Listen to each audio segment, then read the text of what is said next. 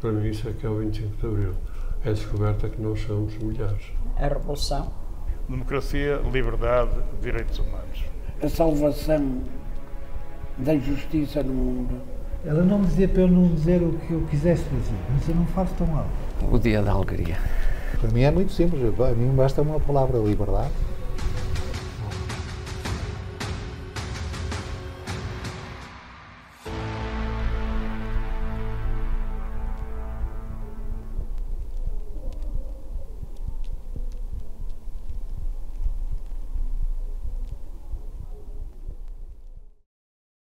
Rui Vaz Pinto é livreiro e está ligado à Unicep, Cooperativa Livreira dos Estudantes do Porto. É licenciado em Economia pela Faculdade de Economia da Universidade de Porto, em 1978. A ligação de Rui Vaz Pinto à Unicep é longa, mas só passou a integrar a direção da cooperativa a partir de 1979. Ainda assim, são quase 45 anos dedicados à cooperativa. A Unicep surgiu na sequência da fundação da República 24 de Março, em 1963, por um grupo de estudantes.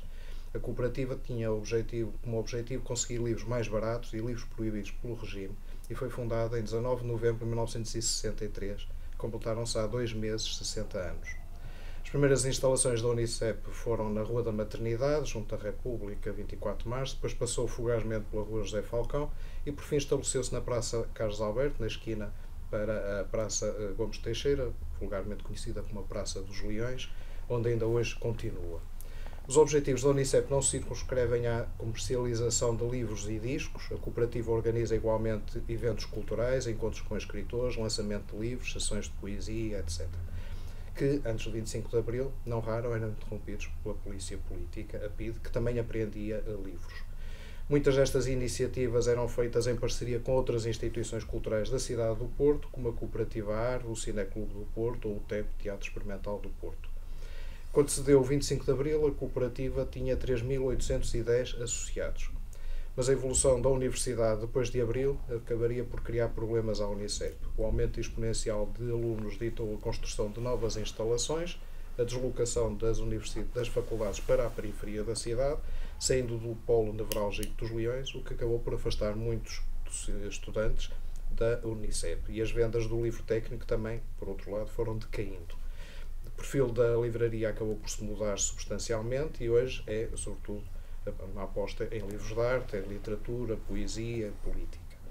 Desde 1996, a Unicep organiza um jantar mensal chamado Jantar de Amizade Unicep, às segundas quartas-feiras de cada mês, que terminam normalmente em tertúlia. Bom, começo por agradecer ao Dr. Rui Vaz Pinto receber-nos aqui nas instalações da Unicep e ter aceito fazer gravar este testemunho sobre os tempos vividos aqui na Unicep antes e imediatamente após o 25 de Abril e começava por te perguntar como é que era o ambiente cultural do país nesta altura. Os livros demoravam a chegar, quando chegavam eram objeto de apreensões, os filmes eram truncados pela chamada Comissão de Censura. Como é que se vivia culturalmente antes do 25 de Abril? Agradeço o convite. Primeiro que tudo, como tudo na vida, cheio de contradições, os tempos, né? Livros proibidos, livros que não chegavam, que não deixavam entrar em Portugal, no caso dos estrangeiros, e os que chegavam, vinha cá a polícia e levava-os. Primeiro vinha com o mandado de captura do livro, levava o livro, deixava um recibo, a páginas tantas, levavam o livro e nem deixavam recibo nenhum. Livros e discos do José Afonso, por exemplo, José Afonso, que está agora a ser estudado em Lisboa desde 2019 num projeto enorme com, salvo 1.200.000 euros para o estudo de um estudo de caso que é raro a nível mundial. E aqueles discos maravilhosos, quanto mais passa o tempo, mais se gostam deles. Pois mesmo, esses discos, claro que tinha, dentro das canções maravilhosas, havia os vampiros, que era talvez a única que não era tão codificada, porque as outras do Castão, e portanto, era com linguagem tão codificada que, com certeza, não se preocupavam muito que o grande público não entendia, né? A morte saiu à rua, por exemplo, para o assassinato de Dias Coelho, e portanto, os livros, a proibição de livros, e havia, por exemplo, Mandela Alegre.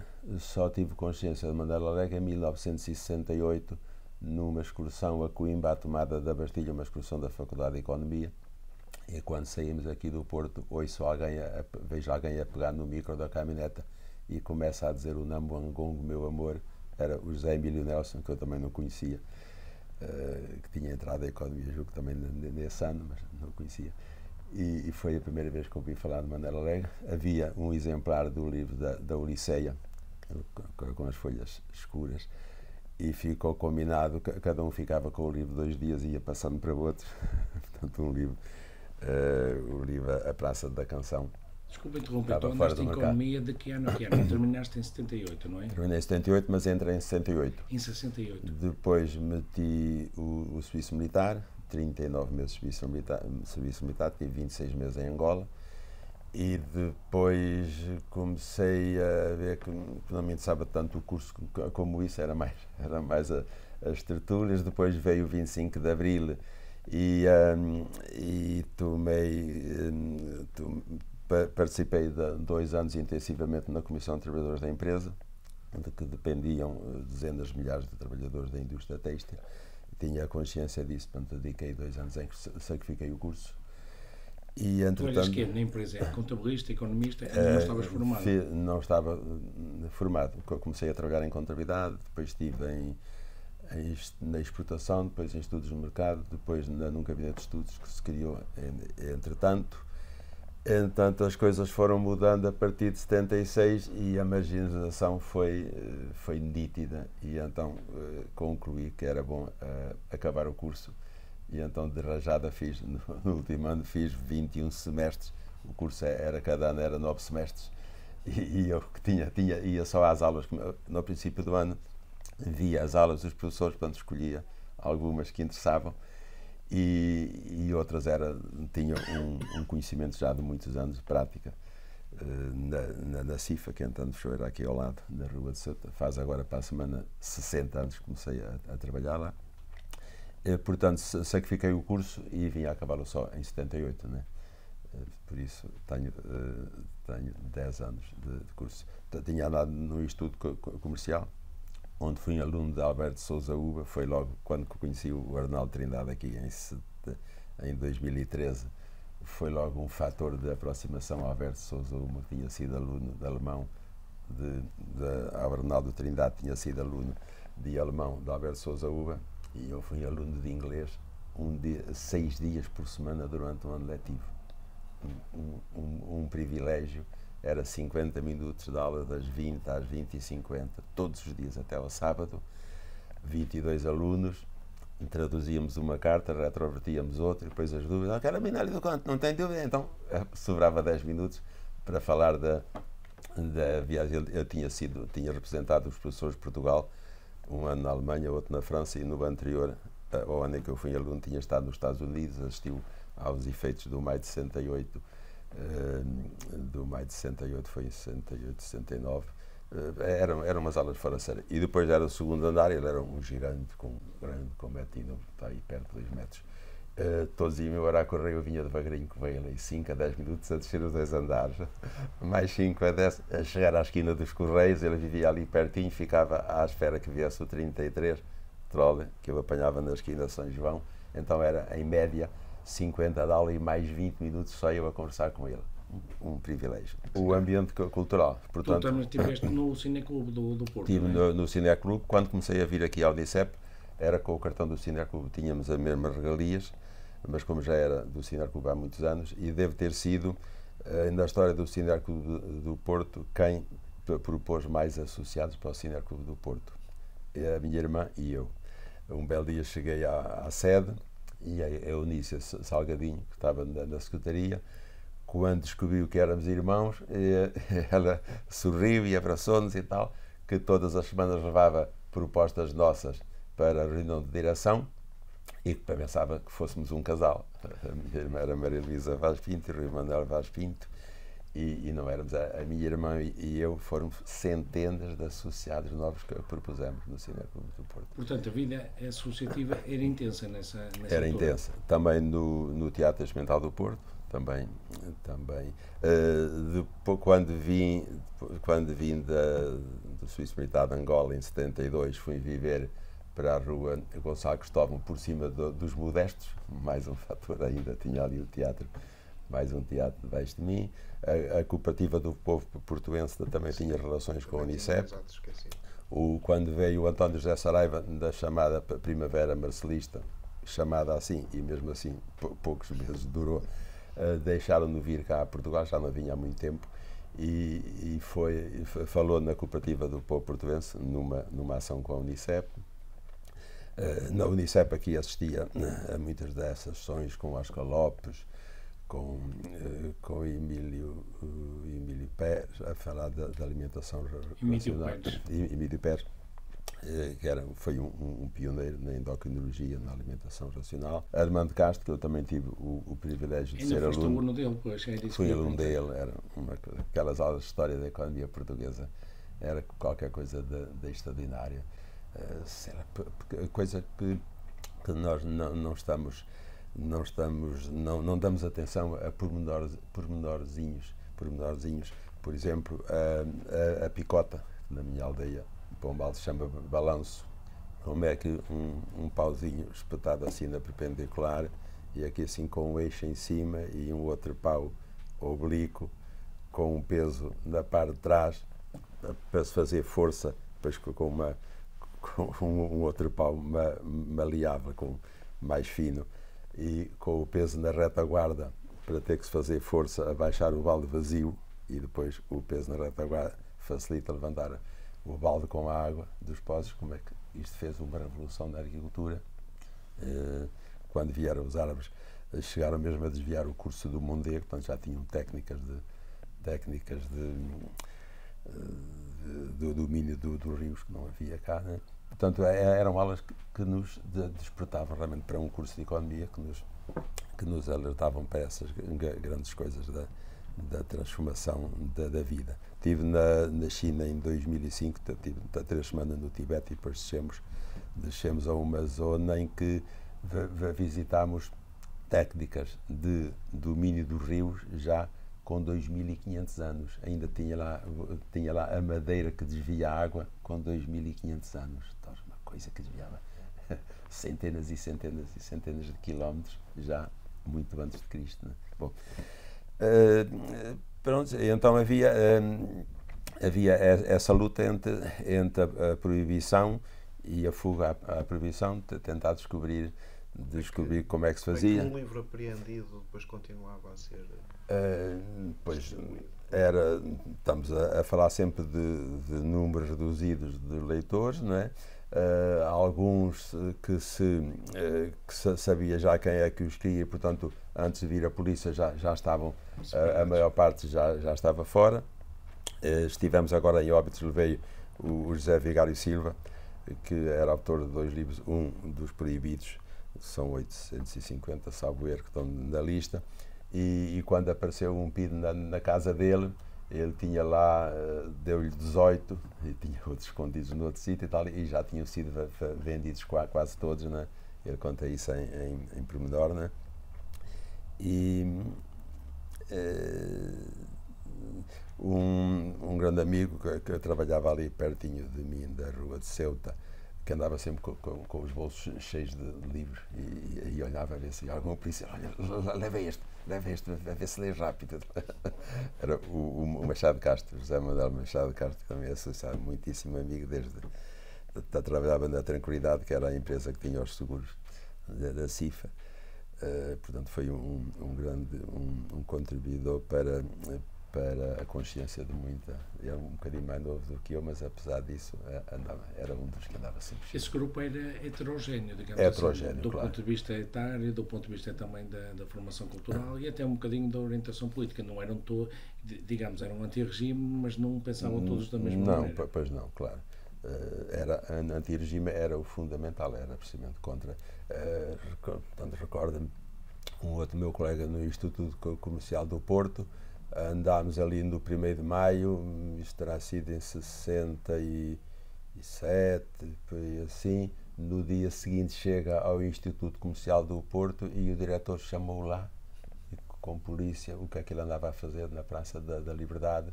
Então descobrimos que em cima do Banco Nacional, o Ultramarino, estavam a fotografar tudo lá de cima do Banco Nacional. Ultramarino. Exatamente. Né? E o ambiente no Instituto, como era? O ambiente no Instituto, entrei lá em 64, havia a Semana da Páscoa com missa, ao mesmo tempo havia bailes, meninas que tinham vindo de colégios que nunca tinham tido um baile, já iam aos bailes no Instituto Comercial. Tínhamos grandes mestres como o Alberto Sousa Uva, o Mário de Oliveira de Filosofia e outros, e havia outros mais que já refletiam o regime. Portanto, era um caso especial, bom, ou seja, melhor do que a média, bastante. O Instituto Comercial do Porto era uma grande escola. Na Faculdade de Economia entrei ainda aqui, que eram umas salitas ali na parte de cima. O diretor era profundamente ligado ao regime. Por acaso era o presidente do Conselho Fiscal da minha empresa, todas as semanas o via lá a subir, a entrar na minha empresa, né? E um outro que eu fiz estava já em Mafra e vim fazer um exame com um indivíduo que passou o exame todo a falar das virtudes, enfim, a falar do regime, portanto, a defender o regime. Aí, em vez de perguntar, de falar da matéria do exame. Qual era o perfil dos sócios da Unicep antes e depois de 25 de Abril? Há alguma mudança? Não muito, exceto das idades. No nascimento eram todos jovens. A matriz são estudantes? São estudantes, sim. Temos alguns, um eletricista, uma costureira, alguns assim, mas a maioria estudantes, que depois, hoje, são a maioria, talvez, professores. A classe dos professores é nitidamente a maioria, médicos, advogados, economistas, engenheiros, são esses, não é? E portanto era fácil ter. Os estudantes também tinham muita vantagem, porque tínhamos os livros técnicos universitários, a maioria das faculdades estavam aqui juntinho, e portanto éramos representantes do turismo internacional. O universitário tinha muitas vantagens também, e quando havia cargas da polícia, escondiam-se aqui. Por acaso a polícia nunca entrou cá, na continuação da pancada que dava lá na Faculdade de Economia. Cheguei a ver um colega de Economia com a cabeça a escorrer sangue, isso já depois da vida de Angola, portanto isso em 72 talvez. Mas na Unicep não entraram, daí que se esconderam aqui. Uma espécie de refúgio, exatamente. E neste momento a cooperativa quantos sócios tem? 7.889. E tenho ali já mais 2 para entrar, porque no sábado passado veio um grande amigo, um dos fundadores, que vive na Galiza, depois foi para a Sorbonne e depois esteve professor das Baleares muitos anos. Eu só o conheci há uns 10. Também ficou muito amigo do Arnaldo Trindade, e no dia do funeral ele estava doente de cama e veio cá no sábado para dar um abraço à viúva. E tem um neto a estudar economia nos Estados Unidos, que encontrou-se cá com ele, e então entrou esse neto, e o neto mais novo vai fazer 14 anos na segunda-feira e vai entrar para associado no dia dos 14 anos, que é a idade mínima para ser associado de uma cooperativa. E ontem ali no Palacete dos Viscondes de Balsemão apareceu uma associada da Póvoa de Varzim, que eu não conhecia e que ficou muito contente, não sabia que estávamos abertos, então já tenho ali o dinheiro para regressar, né? Faz uma amnistia e paga-se, a regra é mínimo, a amnistia paga o ano em curso e 2 anteriores de cotas, mas há 2 anos saiu o dicionário toponímico aqui no Estado do Porto, com o associado Rosalvo de Almeida, que é um livro de paixão, que esgotou já os 1000 exemplares, esgotaram em poucos meses, e um colega dele, médico, tinha saído de Portugal para fuga rápida, fez carreira de médico na Alemanha, ficou também muito contente de estarmos abertos e não quis amnistia, pagou 50 anos de cotas. Portanto, há uma ligação afetiva muitíssimo grande que se mantém dessas pessoas. Portanto, quem entra para sócio como aluno universitário continua. Exatamente, e depois pedem a fotografia que está na ficha e riem-se, como sou agora. E a Laura, conhecem a Laura, que está aqui, veio para cá, está a trabalhar logo no primeiro ano, e bem empregada de limpeza, mas de repente alguém, o João Venda, Jorge, logo viu que ela que tinha qualidades muito boas. E depois foi subindo, e durante muitos anos foi a única que estava aqui, a única livreira, e aguentou aqui o barco muitos anos sozinha, e continua a vir cá fazer a contabilidade ao meio da tarde. Por acaso agora não tem vindo, que o marido está muito doente, mas assisti aqui a dezenas de vezes associados que têm estado fora, e quando chegam aqui abraçam-se à Laura a chorar, mas isto é mesmo dezenas e dezenas de casos, não é? E esse da Alemanha ainda não o conheço pessoalmente, mas já encomendou livros, já pusemos uma caixa de livros anteontem para a Alemanha, e de outros de Bruxelas, temos associados em Granada, em Washington, em Bruxelas, em Paris, não muitos, mas sentem a Unicep lá em Genebra. A Unicep hoje é a mesma coisa que era de antes? Não. É mais ou é menos? Ou a questão não é mais e menos, é diferente? É diferente. Portanto, o livro agora há uma censura, mas não da mesma forma. Portanto, falar de censura temos de definir bem os conceitos, porque não há censura de proibir os livros, mas na realidade as grandes superfícies põem os livros mais fracos ainda, mais recentes, com o que tiver mais de 2 anos não tem, exatamente, e não tem a ver com a qualidade. Fui com o Vicente Vevins à Galiza, fez lá 2 intervenções magníficas, e veio um jornalista do Belo País a Vigo fazer-lhe uma entrevista. Eu assisti à entrevista, depois fomos ver uma grande livraria em Vigo, e ao entrar na grande livraria estava uma pilha do mesmo exemplar do livro no centro da livraria, ou seja, as editoras pagam uma pipa de massa para fazer a promoção de um livro, a televisão entrevista alguns casos, mas não entrevista outros grandes livros, não aparecem na televisão, nem na rádio, nem nos jornais. Pegamos o público tem o suplemento cultural, o Y, à sexta-feira, tem semanas em que não fala de um livro, não é? E quando fala é um livro, 2, e então tem fotografias que ocupam 2 páginas de um cantor que ninguém ouviu falar, ou então quando são escritores estrangeiros, fotografias enormes, páginas cheias, que não tem muito a ver com o que interessa a nós, não é? Ok, então, se me permite uma última pergunta, se dispusesse apenas de uma frase, como é que definiria o 25 de Abril?